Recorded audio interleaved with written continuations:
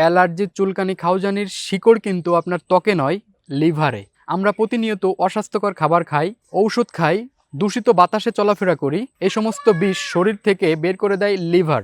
তো লিভার যদি দুর্বল হয়, এসব বিষ জমে যায় রক্তে, আর রক্ত থেকে পৌঁছে যায় ত্বকে, আর সেইখান থেকে মূলত শুরু হয় চুলকানি, দাউত, একজিমা।